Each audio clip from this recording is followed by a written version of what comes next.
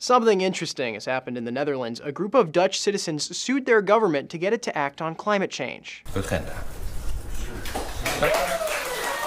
Even more interesting, they won, and a court in The Hague ordered the Dutch government to cut emissions by at least 25% below 1990 levels by 2020. Now, some observers say it could serve as a precedent, but is it repeatable elsewhere? To answer that, we have to look at how the Dutch did it. First off, the Urgenda Foundation, a climate change advocacy group representing some 886 individuals in this case, sued the Dutch government, saying it wasn't doing enough to curb its emissions. While the Netherlands is a relatively minor contributor when it comes to climate change, it is among the top 25 emitters per capita in the world, and Urgenda says the state was undercommitting. The court ruled the Netherlands' emissions reduction of 17% compared to 1990 levels was too far below the 25% scientists say is needed to avoid catastrophic climate change, which the court says falls under the state's responsibility to protect its people. When it comes to whether this truly sets a precedent for other parts of the world, the answer is it kinda depends. For Europe, probably. The EU has already committed to cutting emissions 40% by 2030, and climate science isn't as much of a political issue as it is in the US. Lawyers in Belgium have filed a similar suit, and NPR reports lawyers from Canada and Australia have been in touch with the Dutch plaintiffs. Australia would probably be more of an uphill battle. While the Dutch government has yet to announce whether it will appeal the court's ruling, Australian government officials, led by climate contrarian Prime Minister Tony Abbott, likely would. A similar suit would be a tall order in the US as well, as an environmental law specialist from New York University told Nature. There is no federal constitutional right to environmental protection. Some state courts may recognize such a right, but the remedy might at best be limited to local sources. Still, even if it's not an option in the US, more stringent and court-mandated commitments to cuts in Europe